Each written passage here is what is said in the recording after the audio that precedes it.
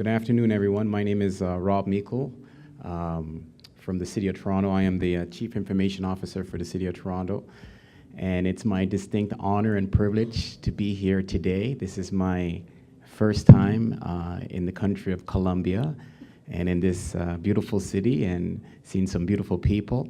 I just don't know how to speak your beautiful language. So bear with me. This is one of those times that you wish, looking back in school, maybe I would have taken a second language so that I could speak as eloquently as our previous speaker speaking in Spanish. Getting on with the presentation. I've entitled today's presentation, Transforming City Services and Experiences. And I would petition to you today that cities are going through a paradigm shift. And when you hear that word paradigm, I actually did a little bit of research on it. And the word paradigm came from a book that was written in 1962 by an author by the name of Thomas Kuhn. The name of the book was The Structure of Scientific Revolutions. And in this book was the first time they introduced the term paradigm. And they said a paradigm shift is when new information changes existing basic assumptions that lead to new scientific theories. So in other words, new information led to new scientific theories. I would say today that we're going through a paradigm shift in cities and in society as new technology are changing the way that we deliver information and services to citizens. And so we're looking at a tremendous amount of things that are happening in society as a result of technology. But the reality is cities need to remain competitive so that they remain relevant.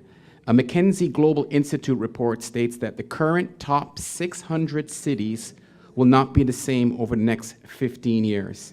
In other words, for a city to remain successful, it must evolve and be innovative and transform itself. And so for the City of Toronto, our mandate is how do we transform and innovate ourselves? The City of Toronto is the largest city in Canada. It's the fourth largest city in North America. It's a very diverse city with 230 ethnic groups and that speak 140 plus languages. And it also employs the largest tech sector in Canada. And so what we see is that technology is influencing not only the way that we live, work, and play, but also how government delivers information and services. We're seeing that globally, more than half of citizens use smartphones or tablets to interact with government. Globally, and what's interesting when we see the explosion of mobility, globally, more people have access to mobility services than people that have access to clean drinking water. So we're really seeing the proliferation of technology in so many ways, and what we're seeing is the introduction, or really the continuation of the digital citizen, the digital business, the digital visitor on how you interact with cities. From a social standpoint, we're seeing various social interactions through communication and collaboration through various social network mediums. We're seeing cloud computing technology offering different ways that government can deliver information and services, or how business can deliver information and services in a quick way. We're seeing the proliferation of big data. And what that means is that there's more information that's being made available, new knowledge to help manage urban growth, to alleviate traffic congestion, to plan the city, public transportation, to address social issues so that we can build a strong neighborhood. So we're seeing those things that are happening, and we're seeing data increase. We're also seeing because of all of these things, we're also seeing the introduction of disruptive technologies, things really as a result of the Internet of Things, or the Internet of Everything. Basically, the ability to put so many things on the internet that has introduced things like Uber, it's introduced autonomous vehicles, Airbnb, wearable technologies, and so many things that have forced us to really re-examine on how we innovate the citizen experience and the business experience. It's predicted by 2020 that 50 billion things will be connected to the internet to enhance life, increase productivity, and reduce complexity of the internet. So organizations and government need to learn how to harness and manage these things so we can build better and stronger cities. For Toronto and our technology sector, Toronto is home to the majority of the large technology firms. There are 14,600 technology establishments that operate in the Toronto area, employing approximately 160,000 people. representing about 60% of the technology sector in the province of Ontario. It is the third largest tech sector in North America. And so what we've realized is it's become an enabler for fostering economic prosperity, and virtually every sector is now becoming dependent on technology. Every sector has embraced technology, whether it's energy, film and television, digital media, advanced manufacturing, life science. They all have a dependency on technology. And so the top 10 technology companies are located in Toronto, and we're seeing a convergence and integration because of technology. We're seeing sectors that are coming together. We're seeing the financial sector merge with the technology sector. We're seeing the film and media industry come together with technology. And so we're seeing all sorts of things that are coming together, but overall our economic strategy is about collaborating for competitiveness. And to achieve this, we are focusing on ensuring a supply of availability of business input essentials. So we want to make sure that the city has the land, has the infrastructure, has the workforce, but also has the technology so that we remain competitive. And technology is a high-value sector in Toronto's economy. And what we've realized is that we've got to focus on the next generation workforce that has become so dependent on technology, but we also need to take advantage of Toronto having the largest tech sector in Canada, but also having the largest financial sector. And so what we've done is bring those two sectors together so that we can see an investment in small and medium-sized businesses, foster more incubation and startup firms in the area of technology, and leverage our worldwide reputation on trying to drive economic growth. So we've got to attract and continue to build on those. And what we've seen as we've done that is that it also introduces, it's also introduced new technology opportunities. And an example of that is the sharing economy. And this is an example of where technology can provide new economic growth.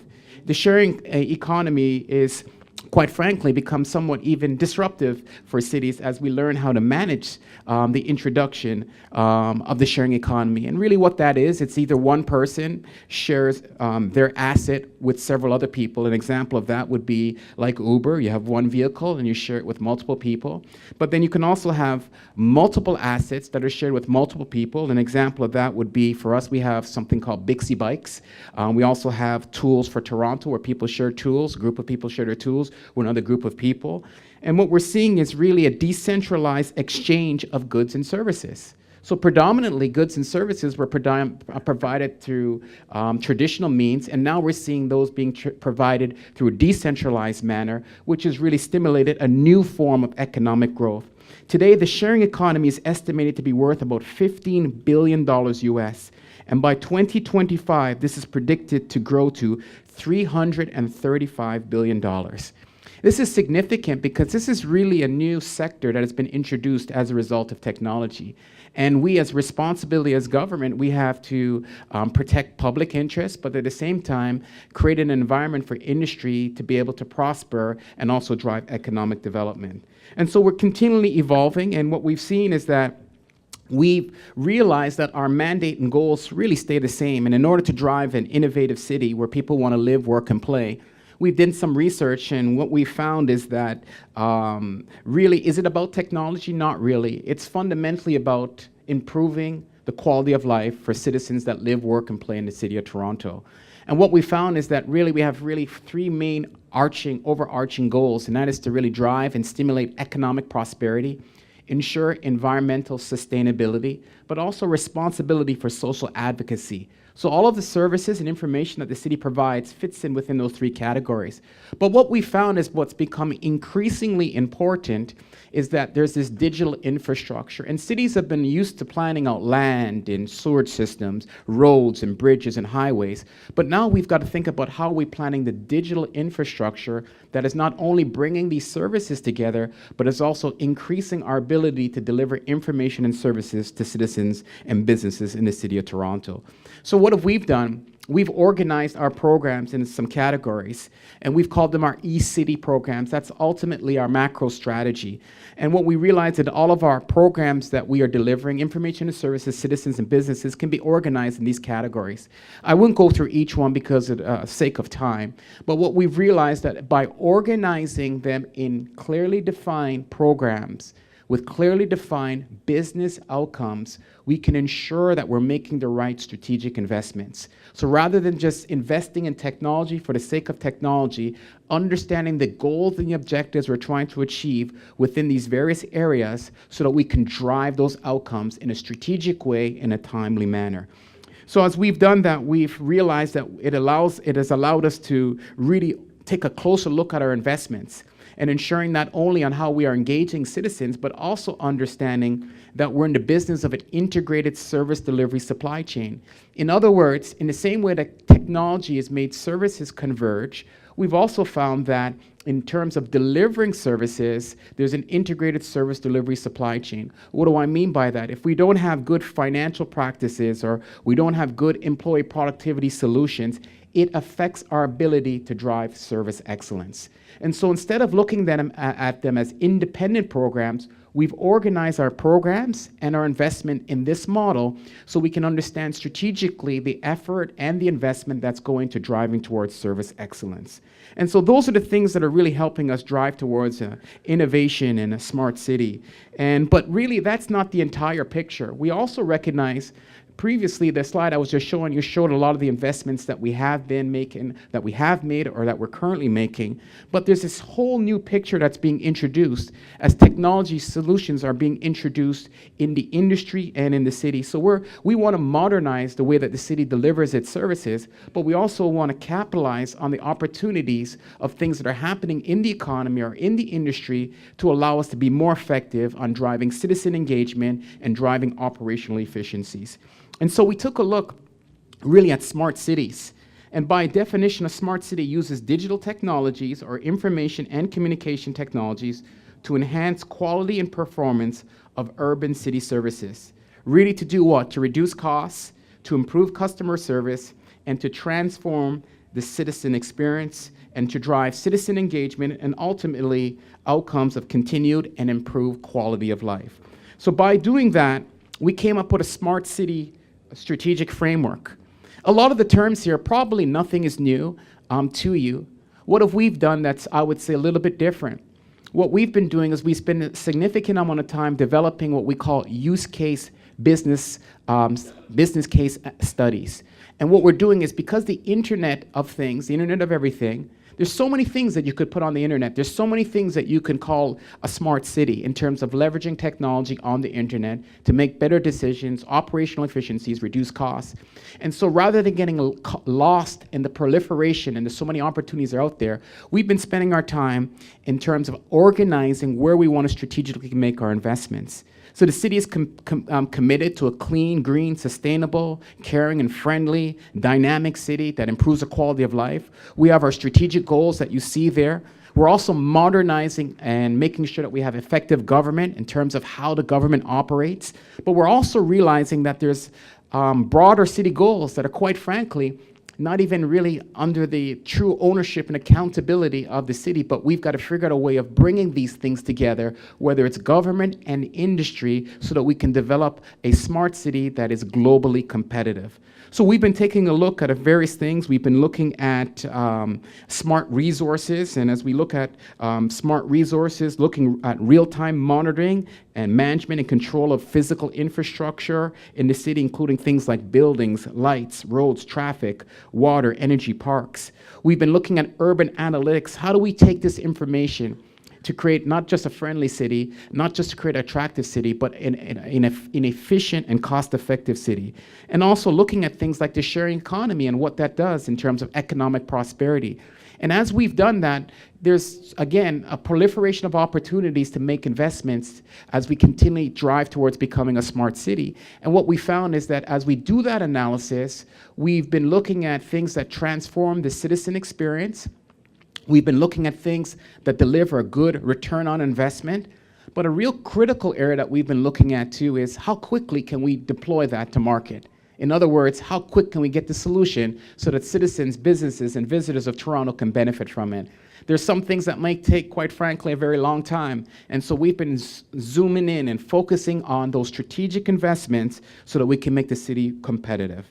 And an example of that is we were recipient of the Intelligent Community of the Year in 2014. And this is interesting because I'm talking about our smart city framework, and we're still developing this smart city framework. We're still investing, we're still organizing, we're still trying to figure out how it all works so we can deliver the value. But one thing that we did realize is that we're not starting from ground zero. And we were named the Intelligent Community Year in 2014, and really it was a conglomeration of bringing together the various investments that we've made. The intelligent communities are those, by definition, which have through crisis or foresight, have come to understand the enormous challenges of the broadband economy and have taken conscious steps to create an economy capable of prospering in it.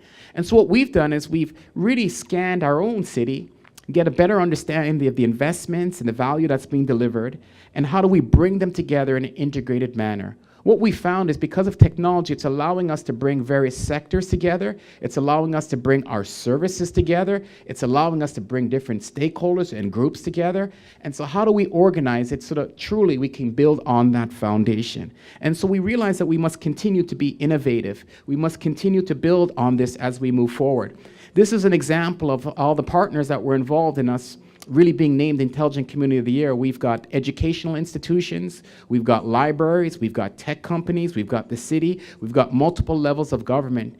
And we've realized as we develop and drive towards a smart city, it's going to be that level of collaboration and partnership that's going to help us.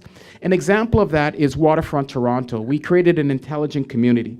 And I would like to highlight on how this global showcase is an example of an intelligent community, but really is underpinning a smart city. We realize we are in the middle of probably the most ambitious city building projects ever conceived. It is the largest waterfront redevelopment in the world. As you can tell by the slide there, it gives you an indication of scale.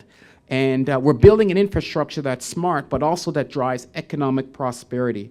And what had happened is we have 800 hectares, which is 2,000 acres of old, underutilized, neglected industrial land by the waterfront. So rather than just making the land a free-for-all, we had 3 levels of government: the city, the province, and the federal government. Each put in $500 million of investment, $1.5 billion investment, started a Waterfront Toronto company.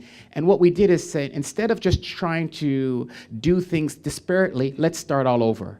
So it's not just a redevelopment, it's a revitalization. And by doing that, we determined from the onset that that would be a high-speed broadband community.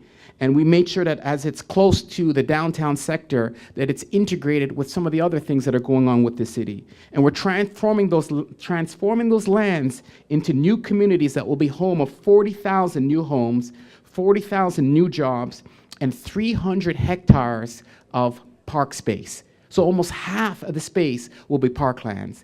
And so we're pretty excited about that because it's an ambitious project. It's one it doesn't happen overnight, but it will take 25 years to fully build out the Waterfront Toronto vision, and $34 billion to build out all of the infrastructure. And the size and the scale is virtually unrivaled worldwide. And what we have there now, it's now home to Canada's first open access, ultra high-speed broadband community network.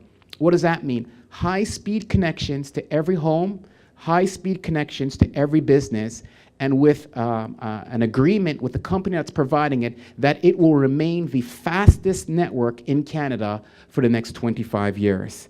What does that do? It means that it's typically 500 times faster than any typical North American residential network. What does that do? It opens up opportunities for innovation. So rather than just putting companies in that space, we now look at their business plans and ensure that they have an element of sustainability, not just for today, but to attract a knowledge workforce and build business sustainability. We realize that digital inclusion is important.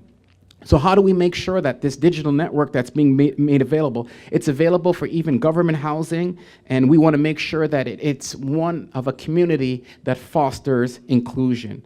So here's an example of just a quick pictures. This is the space, what it looked like before. This is what it looks like afterwards.